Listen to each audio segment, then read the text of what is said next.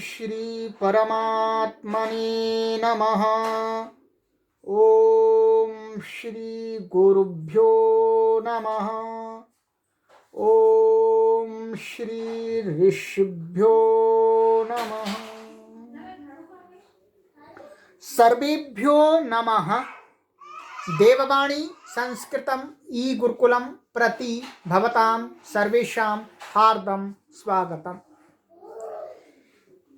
मित्रों, आज हम लघु सिद्धांत कौमुदी के षडलिंग अजंत पुल्लिंग प्रकरण की 50वीं कक्षा को पढ़ने जा रहे हैं और संपूर्ण लघु सिद्धांत कौमुदी की कक्षा है ये 124वीं 124। अभी तक हमने 123 कक्षाएं लघु सिद्धांत की पूरी पढ़ ली हैं और वो सभी कक्षाएं जो भी महानुभाव इस लघु सिद्धांत कौमुदी को आरंभ से पढ़ना चाहते हैं उनके लिए उपलब्ध करा दी जाती हैं। जो भी पढ़ना चाहते हैं वह सभी पाठकगण इस व्हाट्सएप नंबर पर संपर्क करके आरंभ से जो भी 123 कक्षाएं हुई हैं उन सभी को पढ़ सकते हैं, मामूली सा शुल्क दे करके, सहयोग रूपी शुल्क दे करके। तो आइए मित्रों, आज हम इस कक्षा में जो गत कक्षा में मैंने पढ़ाया था आपको, अचिष्णु धातु भ्रुवाम युवो रियं वंगौ, ये सूत्र मैंने आपको पढ़ाया था और इस पर हम आ गए थे कि ये शब्द है प्र और धी और यहां था आपका औ। इस सूत्र से अचिष्णु से क्या हो रहा था, इसको इयंग प्राप्त हो रहा था। इयंग प्राप्त हो जाएगा तो ये क्या बनेगा, प्रधि यौ, ऐसा बनेगा। और ये गलत है, हमें बनाना क्या है, प्रध्यौ, ऐसा बनाना है।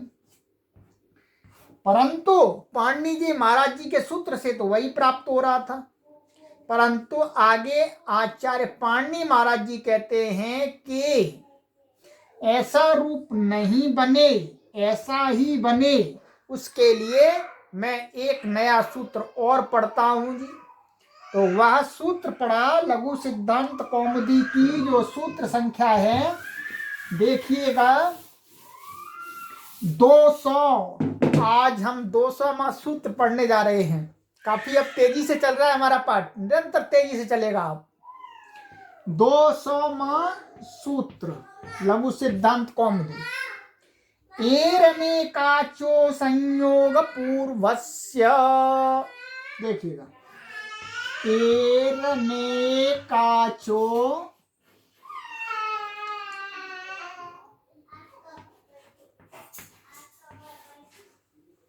संयोग पूर्वस्य, ये बहुत विशेष सूत्र है, इसको थोड़ा सा आपको ध्यान पूर्वक समझना होगा। इधर उधर अपना ध्यान ना लगाएं। ये आपका 6वें अध्याय के चौथे पाद का 84वां सूत्र है। ठीक है, 84वां सूत्र 84। अब आ जाइएगा पदच्छेद में। सबसे पहले आपको इसका दिखला देता हूं, उससे स्पष्ट हो जाएगी आपकी स्थिति। ए है ये षष्ठी विभक्ति एक वचनांतम, और आपका आगे है अनेकाचः,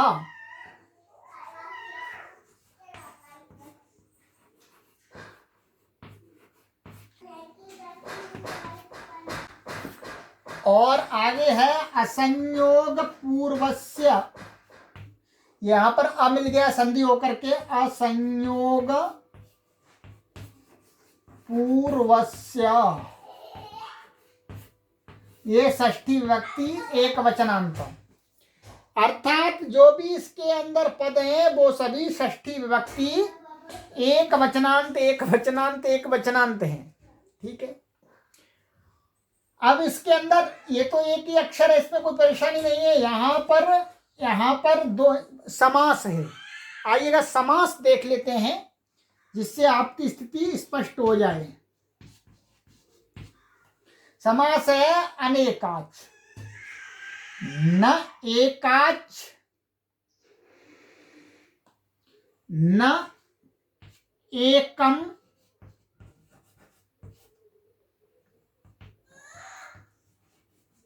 अनेकम।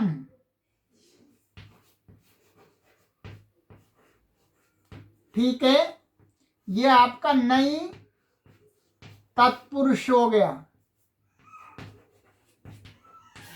ठीक है, न एकम अनेकम, और आगे है अनेके,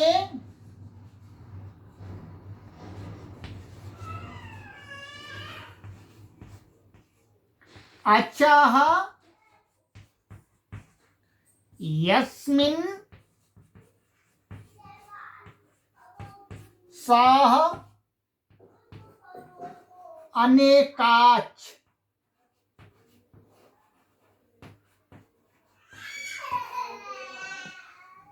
तस्य अनेकाचः।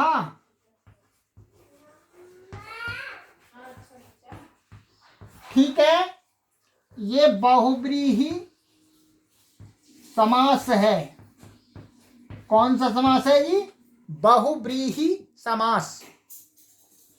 न एकम अनेकम, माने जो एक नहीं अर्थात एक से अधिक है। फिर आके अनेके, अचः माने अनेक, अच, अच माने स्वर, यस्मिन, यस्मिन अर्थात अंग में, अंग का और भी अभी आएगा, इसमें विशेषण बनाया जाएगा। सह अनेकाच, वह क्या है? अनेकाच। और तस्य अनेकाचः, उसका। तो ये बहुव्रीहि समास है। अन्य पदार्थ माने अनेक अच हैं जिसमें, जिसमें किसमें अभी आपको अर्थ में बताने वाले हैं। तो ये समास हो गया आपका अनेकाचः पद का, स्पष्ट हो जाना चाहिए। ठीक है, अब इसके अंदर दूसरा समास है आपका असंयोग पूर्वस्य। तो इसमें देखिएगा,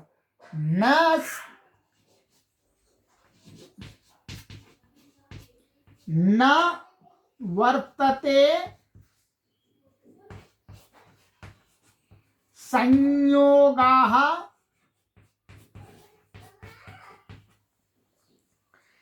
पूर्वः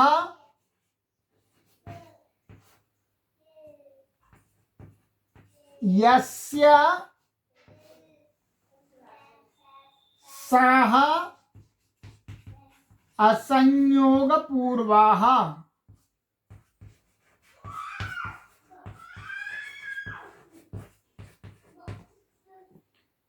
तस्य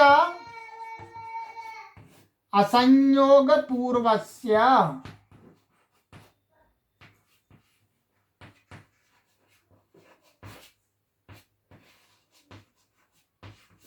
ठीक है, ये कौन सा समास हुआ आपका? बहुव्रीहि।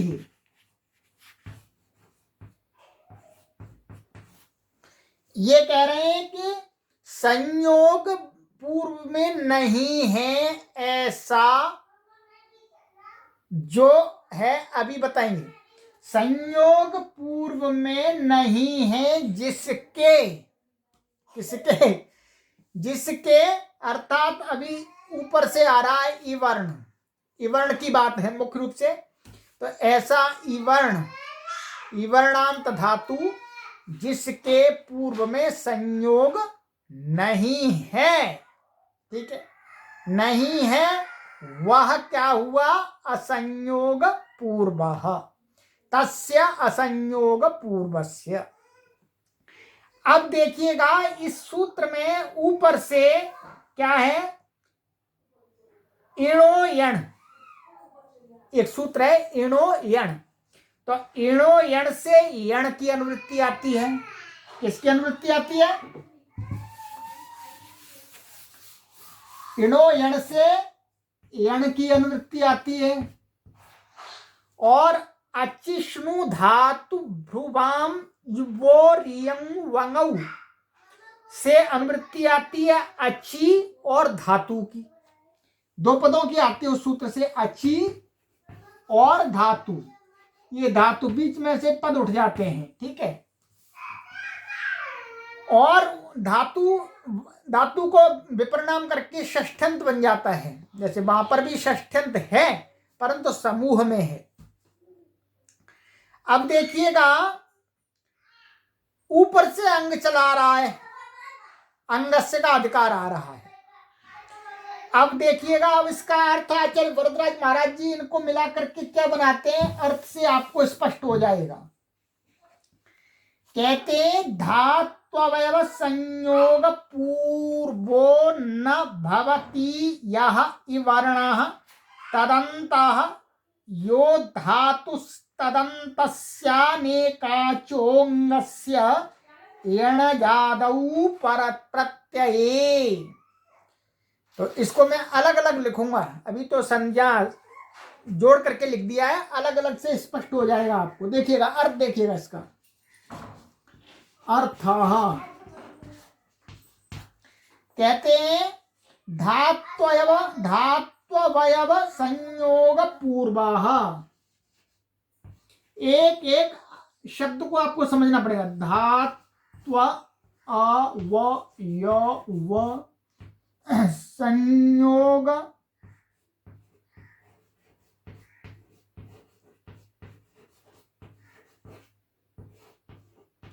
पूर्वः न भवति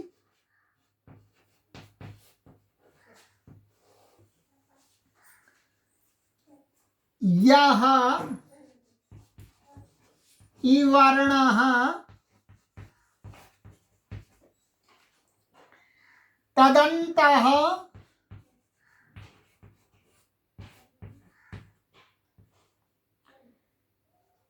यो माने यह धातुः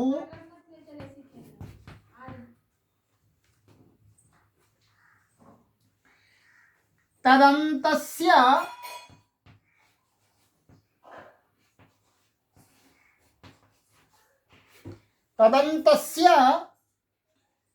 अनेकाचः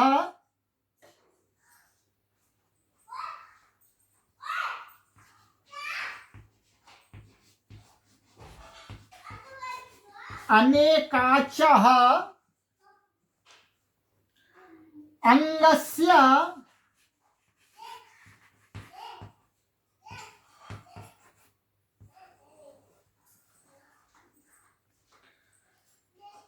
यण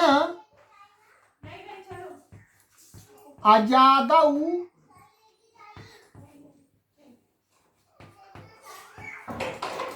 प्रत्यये। बड़ा अर्थ है, अभी तो और भी आगे अर्थ है इसका, पर अभी हम इतना ही इसको क्लियर करते हैं, ठीक है। एक एक शब्द का अर्थ समझा देते हैं आपको। अब सूत्र की आवश्यकता है ही नहीं, इसको हटा देते हैं। यहां फिर हम आपको उदाहरण लिख करके उसमें घटा देंगे, ठीक है। ये अर्थ आपके लिए पर्याप्त है।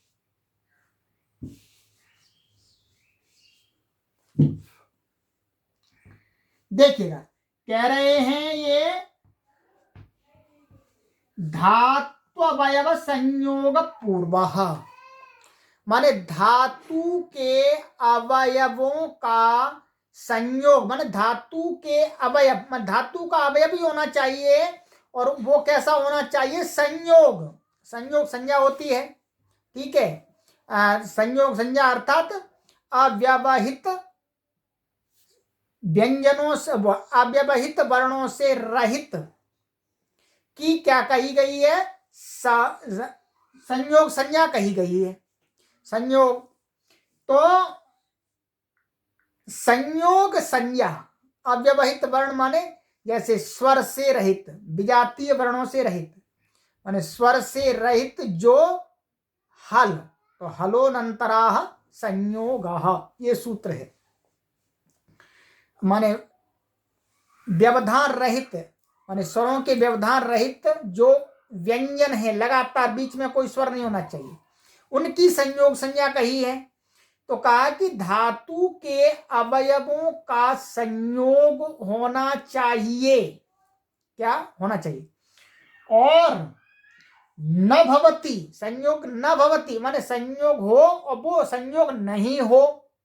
क्या कहा? धात्वयव संयोग पूर्व न भवति, धातु के अवयवों का संयोग पूर्व में नहीं होना चाहिए। किसके?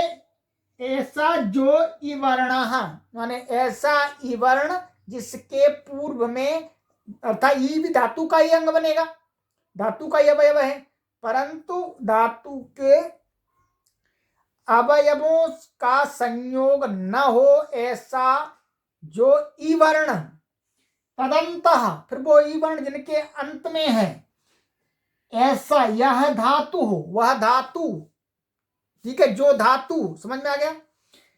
तदंतस्य अनेकाचः, और वो फिर क्या है? वो अंत में है जिसके, तदंतस्य अनेकाचः अंगस्य, फिर क्या है? वो जो इस प्रकार की धातु अंत में है जिसके उस संपूर्ण अंग को यण आदेश होता है, माने संपूर्ण अंग को, उस ई को यण आदेश होता है अजादि प्रत्यय के रहते हुए, अर्थात उसको इयंग और उवंग नहीं होता है, जो ऊपर वाले सूत्र से प्राप्त था। अब देखिएगा ये ये है हमारे पास में, क्या है? प्रधि, और क्या है ये? औ। ठीक है, अब हम आपको दिखाते हैं। इन्होंने कहा, देखिए हमने ये पहले गत कक्षा में बता दिया था, कृप और विड विजंता धातुत्वम न जहति, अर्थात कृप प्रत्यांत और विट प्रत्यांत और विच प्रत्यांत जो होते हैं वो धातुत्व को नहीं छोड़ते, धातुत्व रहता है। तो यहाँ पर इसमें धातु को मान करके कोई भी कार्य करना होगा वो हो जाएगा। तो अब क्या है? ये ई वर्ण है, ई वर्ण है, ये है। अच्छा, और क्या है? देखिए, धात्वयव संयोग पूर्व न भवति, यह ई वर्ण। ये ई वर्ण कैसा है? यहां पर पूर्व में इस धातु के ई वर्ण से पूर्व में संयोग नहीं है, संयोग नहीं है धातु के अवयवों का, केवल ध है मात्र, क्योंकि ये प्र तो अलग है, उपसर्ग है, तो ध अकेला, तो यह संयोग नहीं है ऐसा। फिर क्या? तदंतः, वो ई जिसके अंत में, अर्थात ये अंत हो गया, तदंतः यह धातु, माने ये धातु पूरी हो गई, धी धातु मानी जाएगी यहाँ पर। फिर क्या है? तदंतस्य, फिर वो धातु है जिसके अंत में समुदाय के, तो ये धी धातु किसके अंत में है? इस पूरे के, प्रादि सहित। तो ऐसा अनेकाच, माने अनेकाच, उसके अंदर ऐसा अंग, उसके अंदर कई अच होने चाहिए, अर्थात एक से अधिक होने चाहिए। तो अब यहाँ पर एक अच तो धातु का ही ई है और प्र का अ मिल गया। तो इस प्रकार के अनेकाच अंग को क्या होता है? यण आदेश होता है अजादि प्रत्यय के परे रहते। अब यण कहां पर होगा? अलोअंत्यस्य, माने यही ई के स्थान में होगा। तो ये पूर्व सूत्र का अपवाद सूत्र है। उस सूत्र से यहां पर क्या प्राप्त हो रहा था? यंग आदेश, उसको रोक दिया कि यदि धात्वयव संयोग पूर्व न भवति यह वर्णः तदन्तः यह धातुः तदन्तस्य अनेकाचः अंगस्य यण अजादौ प्रत्यये। यदि ये शर्त घटेगी तो यंग आदेश नहीं होगा, उसको तो यण आदेश हो जाएगा। तो ये शर्त यहाँ पर घट गई है, इसलिए यहाँ पर क्या होगा? यण आदेश इसी सूत्र से होगा। तो अब यह यण आदेश करेंगे तो ई को क्या हो जाएगा? य, तो क्या बन गया, प्रध्य और औ मिला दीजिएगा तो प्रध्यौ बन गया। अभी आपको ये मैंने अर्थ बताया है, अभी आपको एक प्रत्युदाहरण और दिखाएंगे, आगे दिखाएंगे, पहले ये सिद्धि दिखा रहे हैं उसके बाद में। अब देखिएगा आचार्य वरदराज महाराज जी कहते हैं प्रध्यौ, सिद्ध हो गया ये आपका प्रध्यौ। इसी प्रकार से प्रध्यः, बिल्कुल वही स्थिति सारी वही रहेगी प्रध्यः। यहां पर क्या है, केवल जस है, जस का अस बचेगा, अस बचेगा। तो अस बचने के पर भी क्या है, वही स्थिति वही सारे सूत्र लगेंगे और यहां पर भी यण आदेश हो जाएगा। और आगे प्रध्यम, क्या प्रध्यम, तो प्रध्यम जब बनाएंगे तो देखिएगा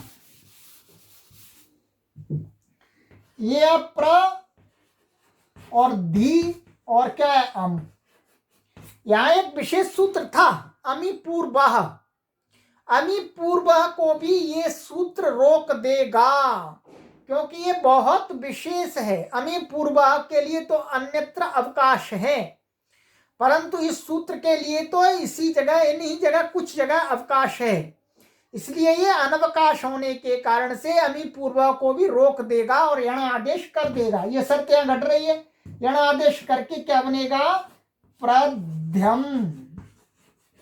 ठीक है, इसी प्रकार से आगे आउट में भी प्रध्यौ, ठीक है, और द्वितीय बहुवचन में प्रध्यः शस के परे रहते, वहां पर भी कोई परेशानी नहीं, वही है जैसे जस था वैसे ही आपको यहां पर भी क्या है, शस लाएंगे। और यहां पर भी प्रथमयो पूर्व सवर्ण का अपवाद अचिष्णु और अचिष्णु का अपवाद एरने काचो संयोग पूर्वस्य। ठीक है, तो यहां पर भी यण आदेश हो जाएगा तो क्या बनेगा, प्रध्यः। ये द्वितीय विभक्ति बहुवचन का तक कंप्लीट हो गया आपका। आगे शेषम पपीवत, शेष रूप क्या है, पपी के समान है। और सप्तमी में एक अंतर आएगा, बस सप्तमी का अंतर आएगा, वो ये बताएंगे कि सप्तमी में क्या बनेगा। सप्तमी में चलिएगा हम सबका बता ही देते हैं आपको, इसको अभी लिखे आने देते हैं क्योंकि अभी इसका हमें समझाना पड़ेगा।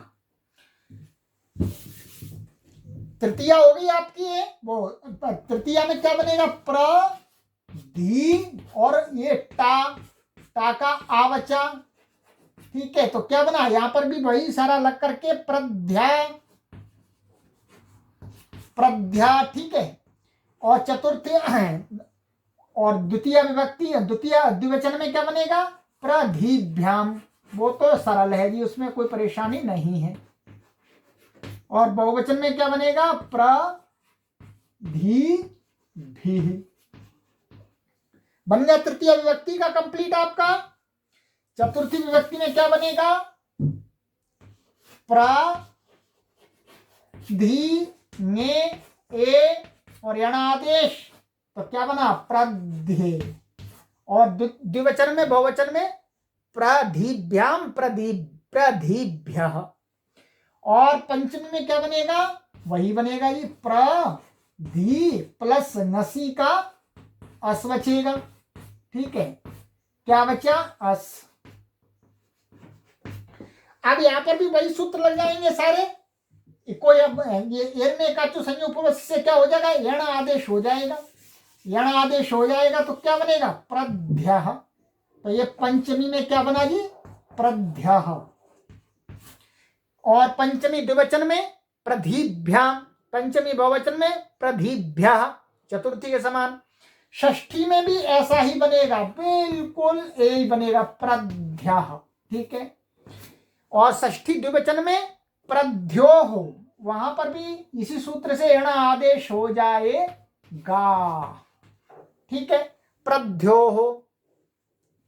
और षष्ठी बहुवचन में, षष्ठी बहुवचन में क्या बनेगा, प्रधि और आम। ठीक है, ना तो इसकी नदी संज्ञा है क्यों, नदी संज्ञा हो ही नहीं सकती इसकी, और इसलिए नदी संज्ञा नहीं है, इसलिए कुछ भी प्राप्त नहीं है, सीधा यंग प्राप्त था। यंग का अपवाद ये बन गया, एरने का जो संयोग पूर्व से इसने यण आदेश कर दिया, तो यण आदेश होकर के क्या बना, प्रध्याम। कोई शंका नहीं होनी चाहिए, प्रध्याम। और सप्तमी एक वचन में अब देखिएगा, सप्तमी एक वचन में आपको क्या बनाना है इसका जी, प्र और धी, और यहां क्या है, नि। अब यहां पर कुछ भी प्राप्त नहीं है, केवल यहां पर क्या प्राप्त है, आकाश सवर्ण दीर्घ प्राप्त था, उसको तो उसने बांध दिया। अचिष्णु धातु भ्रुवाम इवोर यंग वंगऊ, उसने बांध दिया, यंग प्राप्त हुआ है। तो यंग को बांध करके इस सूत्र ने क्या कर दिया भाई, इस प्रकार की शर्त घटित होगी तो यण आदेश होगा, यण आदेश हो गया तो इसका तो ई बचता है, और यहां हो गया प्रध्य और ई, प्रध्यय, प्रध्यय इस प्रकार से बोला जाएगा। और सप्तमी द्विवचन में प्रध्यो हो, और सप्तमी बहुवचन में आपको पता ही है सीधा बनेगा प्रधीषु,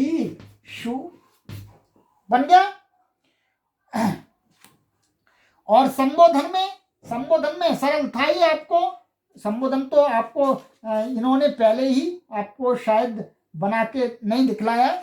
संबोधन में सरल है पूरा, संबोधन में कुछ नहीं होगा, पपी के समान होगा, हे और प्र, और यहां विसर्ग रहेगा, हे प्रधी ही, हे पपी ही कैसे बनता है। और फिर द्विवचन में हे प्रध्यौ, हे प्रध्य। तो ये आपके प्रधि शब्द के रूप कंप्लीट हुए, इस सूत्र को आपको समझना है। अभी अब ये आगे और समझाते हैं, आगे कहते हैं शेषम पपीवत, मैंने सब लिख करके बता दिए, शेष भी बता दिए। एवं ग्रामणी ही, इसी प्रकार से मान प्रधि के समान क्या है, ग्रामणी ही, ये एक शब्द है, ग्रामणी ऐसा मूल शब्द है ये, तो इसके रूप चलाने, तो ग्रामम नयतीति ग्रामणी ही, माने गांव को ले जाने वाला, माने प्रधान व्यक्ति, गांव का प्रधान कह सकते हैं, गांव का मुखिया कह सकते हैं। तो ग्रामणी ही में सारी वही प्रक्रिया होगी जो इसमें सभी सूत्र लगे हैं प्रधि में। और आगे कहते हैं नौ तो ग्रामण्याम, बस यहां पर थोड़ा सा अंतर है, सप्तमी एक वचन में अंतर बता रहे हैं ग्रामणी शब्द में, और सभी पूरा प्रधि के समान होगा। सप्तमी एक वचन में इसके रूप में अंतर आएगा, सप्तमी इसका ये बनता है ग्रामण्यम, ठीक है, उसका तो प्रध्यय ऐसा बना था, और इसका बने ग्रामण्यम, क्योंकि एक सूत्र विशेष था जो पहले पढ़ा दिया है, गे राम नद्याम नीभ्यः, ठीक है, तो उसमें क्या है, नी आता है, ठीक है, इसलिए तो अब यहां पर क्या है,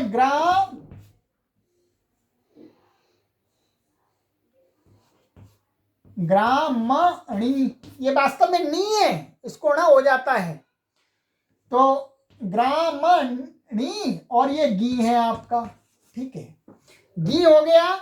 और गी होने से क्या है, इसमें एक सूत्र जो लगा है विशेष, वो वही है आपका ञे राम नद्याम नीभ्यः, बस, और कोई सूत्र नहीं इसके अंदर लगा है, जो पहले पढ़ा दिया मैंने आपको बता देता हूं। ये पीछे कहां पर आया था आपका, ये लघु सिद्धांत कौमुदी की सूत्र संख्या 198 198, तो वहां पर नी पड़ा हुआ है, अर्थात नी से, नी धातु से उत्तर तोन क्या है, ये को गी को आम हो जाता है, तो यहां इसको आम हो जाएगा, किसको आम हो जाएगा, नी को आम हो जाएगा, नी को आम हो जाएगा, तो क्या बनेगा, गी को हटा करके ये आम हो गया जी, ठीक है, और फिर आपको आम लग गया, और फिर ये सूत्र लग गया यण आदेश होकर के, यण आदेश होकर के, तो क्या बन गया, ग्रामण्याम, बन गया, कोई परेशानी नहीं है। तो ये आपको इतना बताया इन्होंने। आगे और कहते हैं, अब कहते हैं इस सूत्र में एरने काचो संयोग संयोग पूर्वस्य सूत्र में अनेकाचः क्यों पढ़ा। वही कहते हैं अनेकाचः किम, जो अभी हमने सूत्र ये पढ़ा रहे थे, इसमें जो अनेकाचः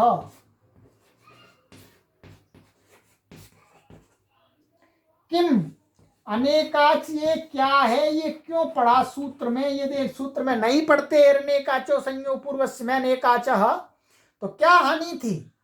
उसका उत्तर देते हैं नीह नियऊ नियः, ये है नी शब्द है, ठीक है। तो नी क्या है, ये इसमें अनेकाच नहीं है, केवल ये अकेला है, अकेला है, एक ई है।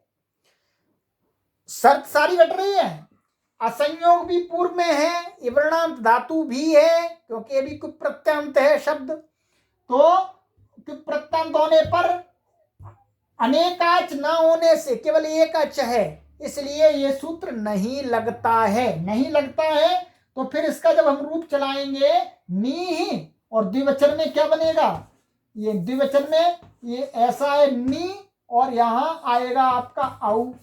तो अब यहां पर क्या लगेगा, सबसे पहले इकोयणची, फिर प्रथमयोः पुरुष वर्णः, फिर आपका अचिष्णु धातु भ्रुवाम इवो रियंग वंगऊ से इयंग आदेश हो ही जाएगा, क्योंकि ये लगता ही नहीं है, क्योंकि अनेकाच है ही नहीं इसमें।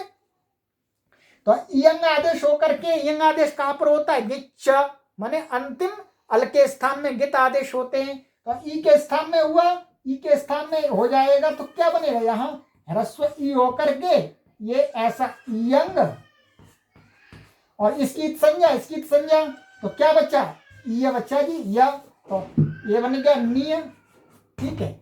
और इसको जोड़ दीजिएगा नियऊ। तो यहां पर ये सूत्र नहीं लगता है, इसलिए यंग आदेश हो जाता है। इसी प्रकार से इसके रूप बनेंगे नियः, बहुवचन में नियः बन जाएगा आपका, ये इन्होंने लिखा है नियः, क्योंकि यहां जैसा आ गया वही सारी प्रक्रिया है।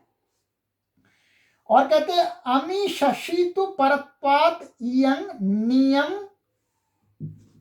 और कहते हैं कि जहां पर जो नी के रूप चलाएंगे तो क्या है, ये ऐसा नी है, और यहां आ गया अम द्वितीय विभक्ति एक वचन का, तो यहां अमी पूर्व यहां पर भी लगने लगा, परंतु उसको ये रोक देगा अचिष्णु, जो पर है, परे है।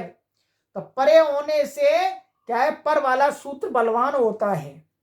तो यहां पर पर वाला बलवान होने पर यह हमी पूर्व नहीं लगेगा, अचिष्णु से लग करके क्या बनेगा, यंग आदेश होकर के नियम, ऐसा नियम, ठीक है। मां पूरा नहीं है, नियम। और इसी प्रकार से आगे भी आप बनाते जाइएगा। और सप्तमी में ये राम, ये है आम हो जाएगा। सप्तमी में क्या बनाएंगे इसका, और तो सरल है, सब कुछ वही है, पपी के समान। सप्तमी में ये नी और ये नी आ गया, ये गी आ गया आपका नी, तो गी का ई बचा, और फिर क्या है, गे राम नद्याम निभ्य से इसको आम हो गया, ये बन गया आम हो गया आपका। और आम, और फिर अचिष्णु धातु से क्या हो जाएगा, यंग आदेश, तो यंग आदेश होकर के निय और आम मिला दीजिएगा, नियाम बन गया जी, ये सप्तमी का बच गया। और फिर आगे नियऊ, फिर नीशु, उसी के पपीशु के समान। अच्छा, इतना बता दिया। आगे कहते हैं असंयोग पूर्वस्य किम, जो एरने काचो संयोग पूर्वस्य में असंयोग पूर्वस्य क्या है, क्या है, कह रहे हैं संयोग पूर्वस्य किम। ठीक है, असंयोग पूर्वस्य किम, ये सूत्र के अंदर असंयोग पूर्वस्य क्यों पढ़ा, तो उसका उत्तर देते हैं जी इसलिए पढ़ा है सुश्रियऊ, ये सिद्धि है, सुश्रियः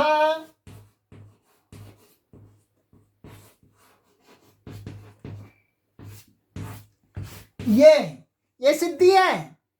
कहते हैं कि यदि यहां देखिएगा, यहां क्या है, संयोग है, मैं आपको बताता हूं, यहां क्या है, सु ये उपसर्ग है, और ये क्या है, श्री धातु थी, ऐसी श्री धातु, और यहां ये औ है, औ द्विवचन का। अब ये धातु थी, ये भी प्रत्यांत है, प्रत्यांत होने से क्या है, विडविजंताः धातुत्वं न जहति, तो धातु को मानकर किसमें काम हो जाएगा, अब भी तो धातु को मान करके काम हो जाएगा। ये धातु कैसी है, इवर्णांत है, पूरी है, इवर्णांत है। और क्या है, अनेकाच, अनेकाच भी अंग है, अंग अनेकाच भी है, क्या अंग अनेकाच भी है।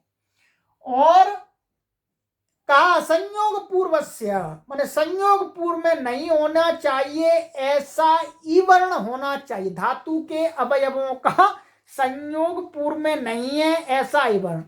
परंतु ये ईवर्ण तो ऐसा है कि संयोग पूर्व में है। किसका संयोग है, ये श और र, इनका संयोग है, संयोग है, और बाद में क्या है, ई है, ये ई है, ये दीर्घ, तो ये ई वर्ण कैसा है, संयोग पूर्व वाला है, इसलिए यहां पर यण आदेश नहीं होता है, यहां पर क्या होगा, इयंग आदेश हो जाता है अचिष्णु से। तो यहां पर इयंग आदेश होकर के क्या बन जाता है, सुश्रियऊ, सुश्रियः, ये इष्ट सिद्धि बन जाती है। यदि असंयोग पूर्वस्य इसमें नहीं पढ़ते तो क्या है, एरने काचो संयोग पूर्वस्य वाला जो सूत्र है यण आदेश, वो यहां पर भी प्राप्त हो जाता। तो क्या बनने लगता है, यहां पर यदि प्राप्त हो जाता तो ऐसा बनने लगता सारा रूप, ये ऐसा बनने लगता, गलत हो जाता, ठीक है, यण आदेश होकर के, तो ये है गलत, हमें बनाना है ये, इसलिए असंयोग पूर्वस्य ये पढ़ना इसमें आवश्यक था। तो ये अभी आज इस कक्षा में हमने ये आपके ये पढ़े, और दूसरा उदाहरण भी इन्होंने दिया है, उसको भी देखिएगा, ये सुश्रियऊ, इसी प्रकार से यावक्रियऊ, उसको भी देख लीजिएगा जब दिया है, तो वही सेम है उदाहरण, यावक्रियऊ। तो यहां पर भी क्या है, ये है याव